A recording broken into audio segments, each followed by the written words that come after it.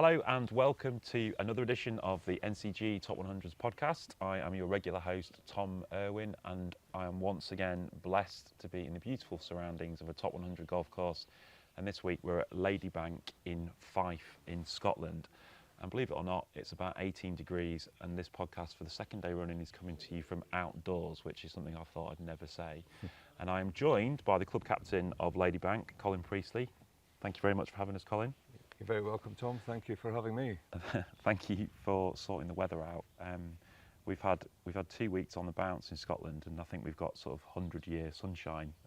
I must have been up here 25 times in the last 2 or 3 years and never had weather like this. It's sort of we're absolutely blessed with it. So for those of you who don't know, Ladybank, I think I would describe it as a kind of sleeping giant of Fife golf. I've been coming here for lots and lots of years. It's a real antidote to some of the trophy links venues in the county. It's a heathland. It's got acres and acres of pines, acres and acres of heather. It's always in fabulous condition when I've been. It's always a real treat to begin or end a trip to Fife with. So looking forward to playing it later. Colin's agreed to give up a few minutes of his time to chat to us about the club, its history, its recent renovation work, and how he sees it fitting into Fife golf. But first of all, it'd be good to know about you and where you're from. You're not from Fife, you're telling me off camera. No, I'm not from Fife. I was born and brought up on the west coast of Scotland and moved through to Fife about 15 years ago. Have very much settled here. Don't ever think I'll move back through to the west again. It's drier here, a little bit cooler from time to time. Yeah, people talk about a microclimate here, don't they? Yeah, indeed. But there are so many. If you play golf, then Fife is the place to live. And to be honest, when I came through here, I had one ambition only, and I had to wait some time before I could become a member of Ladybank. But my personal ambition was to be a member of Ladybank Golf Club, and now it's an absolute privilege to be a captain of the club. Amazing thing. So you've recently become captain. You're captain for 2025. Yeah, it's a 2-year term being captain. Yeah, so you join the board and get involved in any number of ways here. And then there's an opportunity to become vice captain for a couple of years. And then if the membership approve, you step into the captain's role, and that's a 2-year tenure as well. So you're in and around the kind of main committee for quite a long time then? Yes, a fair bit. Yeah. I've thoroughly enjoyed that. The committee's got a tremendous vision for what we do here at Ladybank. And we may talk about it later, how we fit into Fife golf as well. Yeah, okay, that's great. And so are we in the first year of your captaincy now? Yes, yeah. I was appointed to become club captain in November last year. So what I really want to know is, have you done your driving yet? Have I? Done your captain's drive-in? Well, you always get the chance to get up on the tee for the captain's vice captain's day, and our club professional, Sandy Smith, who's been here for 23 years, I think, he stands and takes some video footage of us teeing off at the first, so my bad golf swing is on display for all to see. Okay, I'm just going to imagine it didn't go well because you don't seem keen to talk about that tee shot. So tell us about your own golf. Where did you grow up playing? So my family home is on the edge of Crail Golf Club, actually, just on the outskirts of Glasgow. And then I played some time at Erskine Golf Club and then ran Firley Castle Golf Club before I moved through here to Fife. You ran Firley Castle Golf Club? Ran Firley Golf Club is the name of the course. Ran Firley Castle Golf Club, yeah. I don't know that, so that's over near on the west coast, sorry. Yeah, Bridge of Weir. Okay. Yeah, on Bridge of Weir. Got you. So I think I've been coming here for, I don't know, 2 or 3 decades, and I was introduced to it by my business partner Dan, who is very sort of front and centre in our top 100 rankings. So for me, it's always been sort of part of the experience of coming to Fife is to visit Ladybank on some of those trips, and it is a very historic venue. Like, there's been golf played here, I think, since the 1870s, and it originally laid out by old Tom. So it's not a new golf club, is it? No, it's not a new golf club. We're fast approaching our 150th anniversary. The golf course was formed in 1879, and old Tom Morris was the original architect, helping to lay out the early stages of the golf course. We added a further 9 holes in 1958, and then went up to full 18 holes in 1961, and the piece of land has been managed and developed from that time on. The golf course has a tremendous history. We've been a qualifying course for the British Open Championship for I think 7 years in a row, leading up to 2010. And since then, we've been a qualifying course for the Seniors Open Championship. The big historic moment for us, of course, is 1983, when very famously Jack Nicklaus and Seve Ballesteros teed off from the first tee just over my right shoulder here. And there were literally thousands of people following, as you can well imagine, on that day. People know that we're connected to the history of golf here in Scotland, and they know that Ladybank Golf Course is a tremendous challenge, and we welcome our friends and visitors and guests from all over the world, which we're delighted to do. Yeah, I mean, you're talking about some quite prestigious things there. So it's final qualifying you have, isn't it, for Opens as well as regional? No, in recent years, not regional, but we have done in the past. But the Seniors Open comes and it's qualifying for the Seniors Open Championship here. Yeah, so you must have had some very notable names play.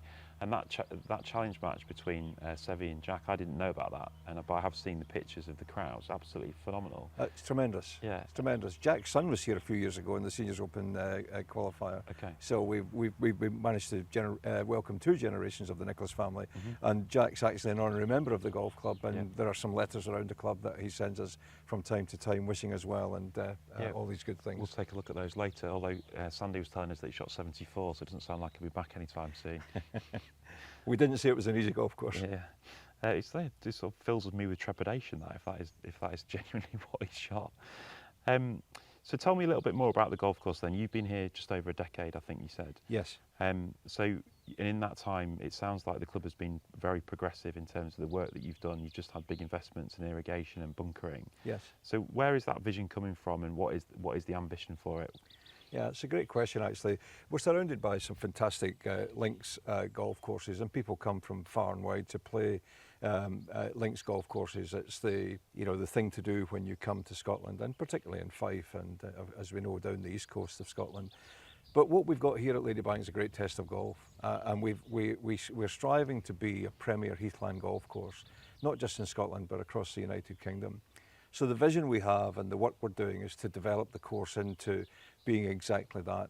And that takes a lot of time, and it takes a lot of effort from a very skilled greenkeeping team. And it takes a lot of investment as well.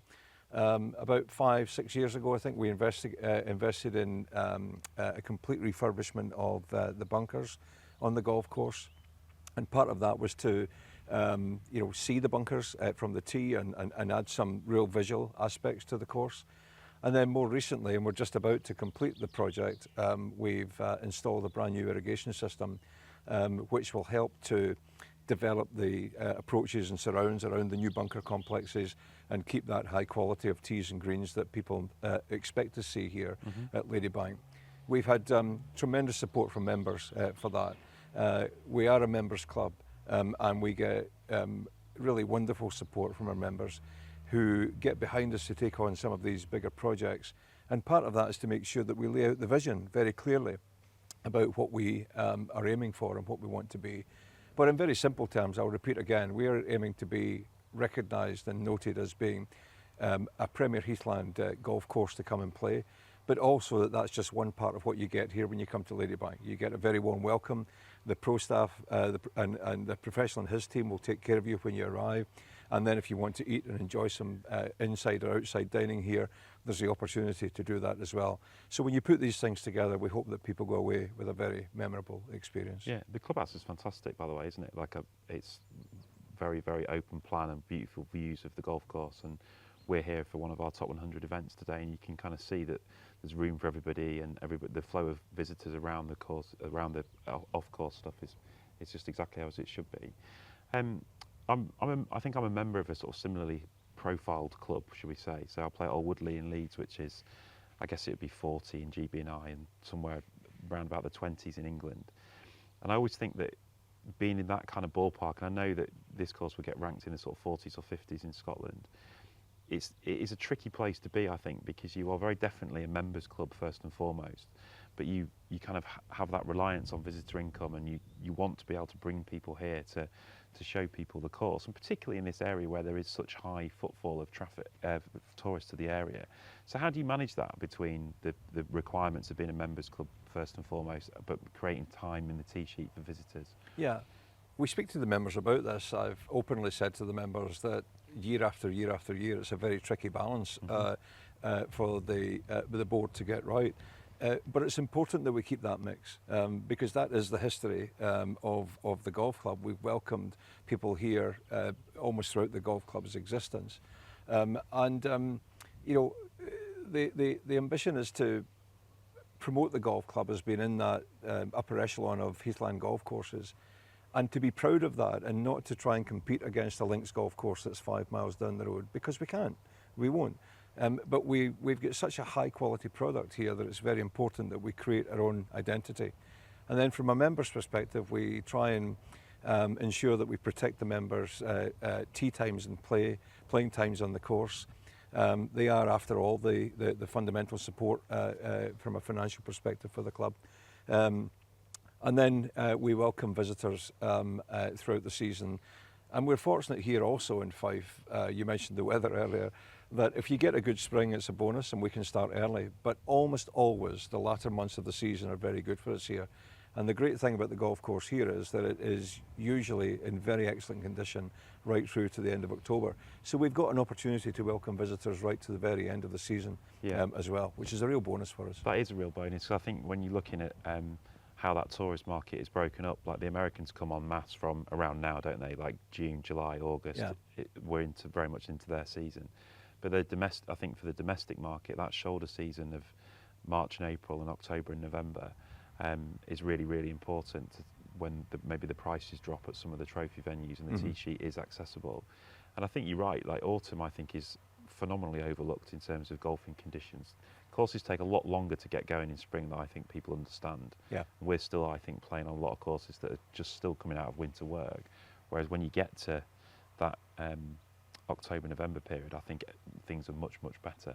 So I think that is good to know for people who are planning a trip up here, that you've got a very playable venue into those winter months or late autumn months. Yeah. When you have embarked on things like bunker restoration or the irrigation system, how are you prioritising that? So is there a discussion about what it is that the golf course needs and who's making that decision? Because there are lots of trees here, which I presume tree removal is also a hot topic here.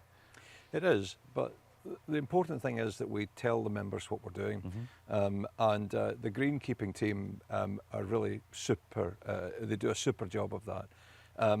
We explain why we're proposing to do certain projects.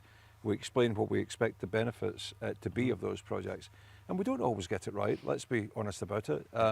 But where there's a saying in business, recognise your mistakes early and rectify them promptly afterwards. The job here is to make sure that we're taking the members with us and giving them a very clear picture of what we're trying to achieve. Where we need to tweak it a little, we will, and where we get it wrong, we'll rectify it quickly.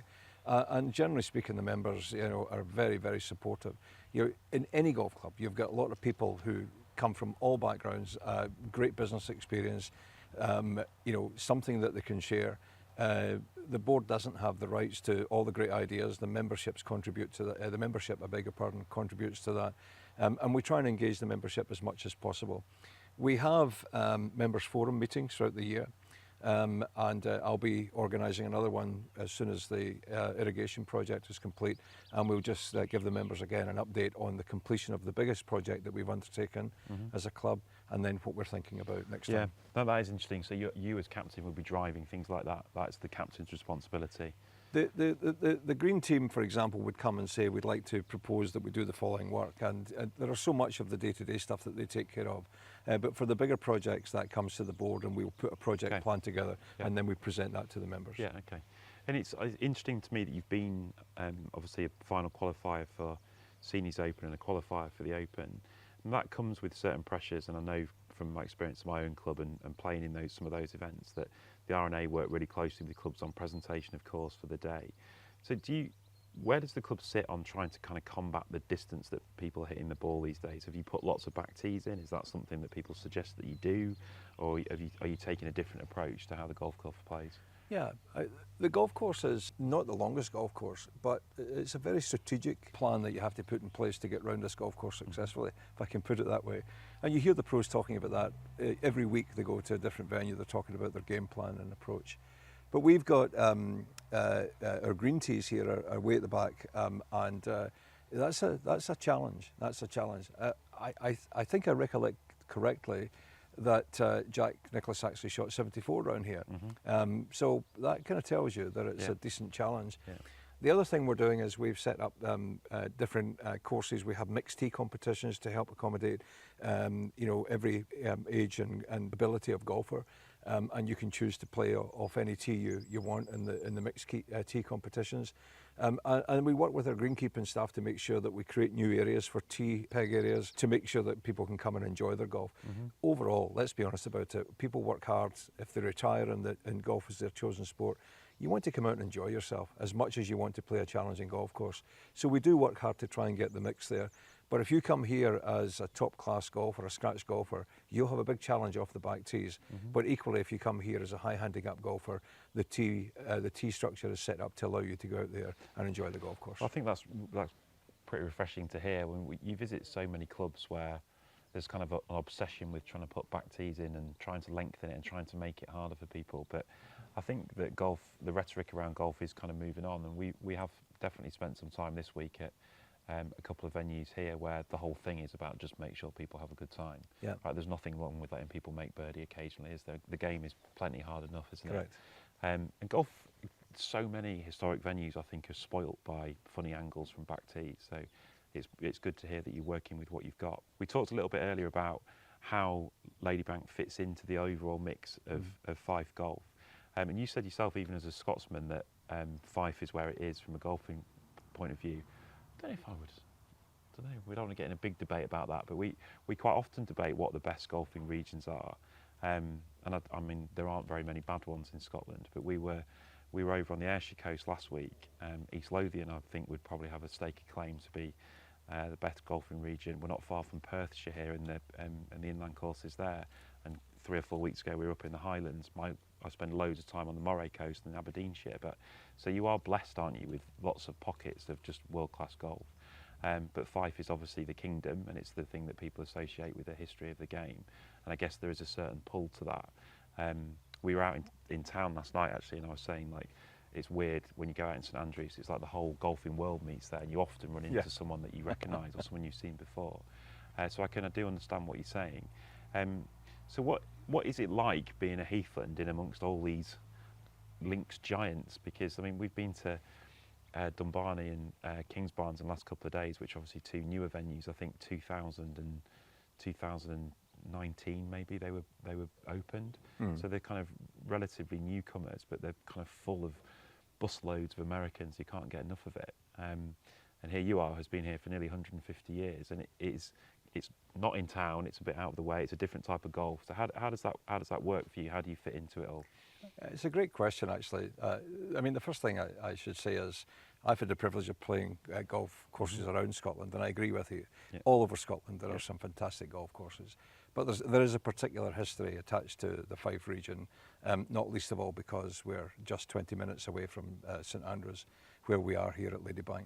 How we fit in is not to try and be like the other golf courses, not just in their layout or their structure, but also these golf courses are set up for visitor golf. We're a members club, and we're a members club that's got a great history, which I've touched on, and a members club that welcome guests and visitors from all over the world. And we present a great golf course, and we present other facilities that give them the chance to come and really relax and enjoy themselves. And I would say that the feedback we get from most people who leave here is, wow, that was fantastic. I didn't realise this was so good. That's the kind of comment that we get. If we're hearing that comment, and I think we're doing our job extremely well, because we're trying to create our own identity. And given that we are in such close proximity to these big named courses that you've touched on, people can come here and enjoy a different game of golf, a totally different challenge, a totally different experience, but still have a wonderful day.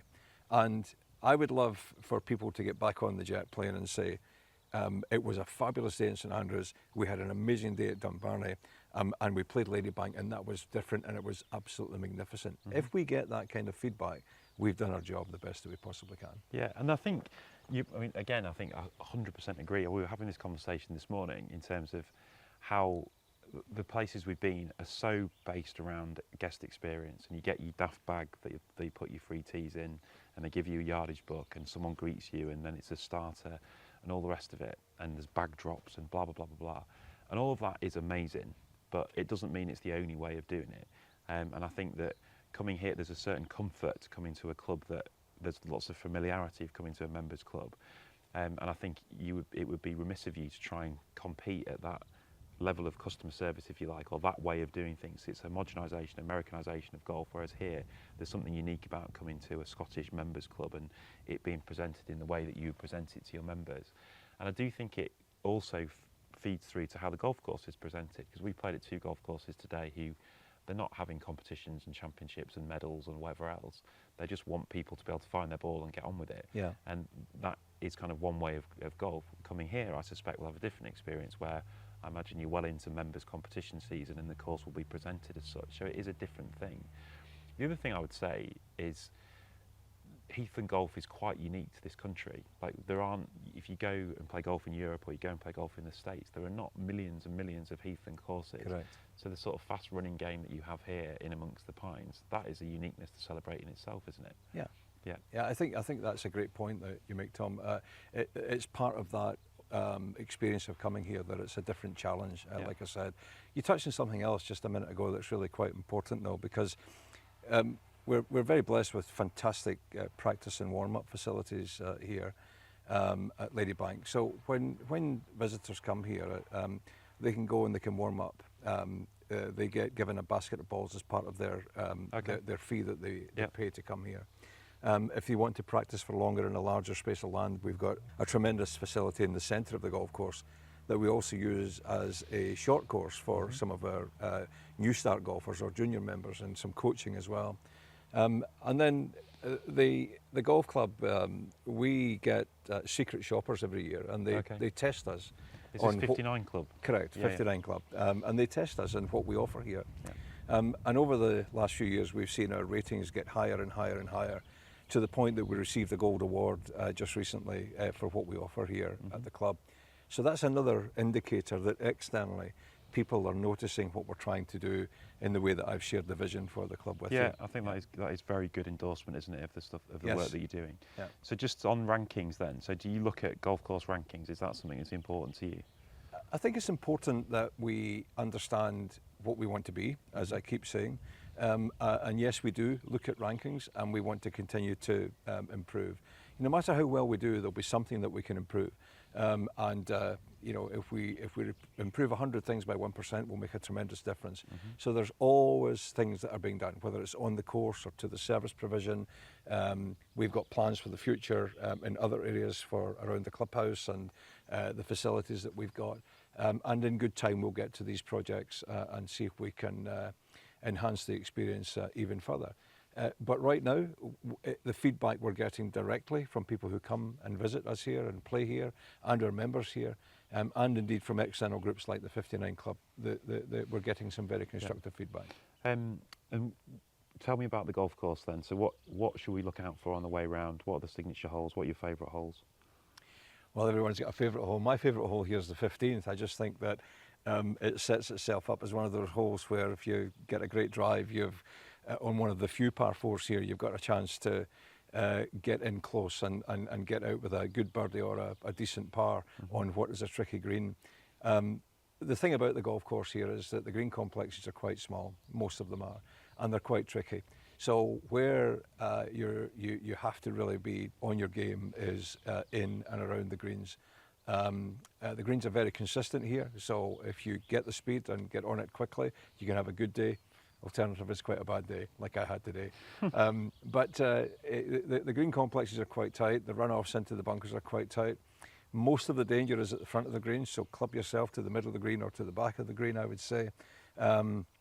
And don't always think that you need to hit a driver as far as you possibly can off the tees here. Like I said at the very start of our discussion, if you play here once, you should come back again, and I think you would play the course very differently second time round. Yeah, yeah. Yeah. It's always the problem with these trips. So we're You're welcome anytime. yeah, we're here just for 48 hours, and we've put together our little the courses we've chosen to play, and I think we've done that with trying to get a balance of the type of courses we're visiting. Yeah. It's hard to do in Fife. It's hard to do in lots of areas of Scotland. But if you were advising someone coming here for a couple of days wanting to play 4 times, how would you do it? What would be your recommendations? Well, I would mix the links experience with the heathland experience, and then to those who would want to play another type of golf course, there are plenty of options. There are many 9-hole golf courses if people wanted to play a 9-hole golf course, and some of them are fabulous short courses as well, just around the region here. Yeah. You know, you can play in places like Scotland Well, Lochgelly, down in Leslie, places like that, Fruchie. There are golf courses all around that have 9-hole options. But generally, if you're coming to have a 4-day trip, combine the links experience with a premium. Come on, give me some names. facility. Give me some names. I want to know who you'd pick. What's your top 4? Who would I pick? Yeah. Who would I pick? Well, I enjoy playing Dunbarney. I have to say that. It's really hard not to enjoy playing Dunbarney. Correct. Yeah. Correct. I've had the privilege and pleasure of playing Kingsbarns, and I would play there. I've played all the courses around the old course area, and any one of them is an enjoyable day out. Much because it's steeped in history. Especially if you play the old course and you walk over that Swilcan Bridge and you think about the famous golfing names that have walked over that bridge. It's just absolutely fantastic. And then, of course, you would expect me to say I would invite you to come to Ladybank. Yeah, that'd be quite a trip, wouldn't it? Dunbarney, Old Course, Kingsbarns, and then here. Yeah, that would be a great week. That sounds all right. It is true. Like we were in the Dunvegan last night, and it's a bit of a tourist trap. It was full of students last night, but the walls are covered in pictures of golfers from just decades and decades of being in that pub and being in that town. And it's incredible how the whole golfing world meets up here. It's absolutely brilliant. That was fantastic. Thank you. Thank you. We are going to go out and enjoy your fine golf course now in this early spring sunshine, and we'll try and heed some of your advice. Well, just remember, anyone who comes, number one, they'd be made most welcome by any of our members here and member of staff would make visitors feel most welcome. We do give people the chance to have a caddy here if they want to do that as well. I should have mentioned that earlier on. That helps you navigate your way around the golf course, like I mentioned. But it's been an absolute pleasure to chat to you. Thank you for coming. And I hope you enjoy your day, and I hope you play well. Yeah, me too. It's our last one, so we better finish on a high. Right, hope you enjoyed listening to that. Thank you very much for your time, Colin. If you do like what you hear, please do subscribe to us on wherever you get your podcasts. Do give us a follow at NCG Top 100s, and hopefully we'll see you at one of our events soon.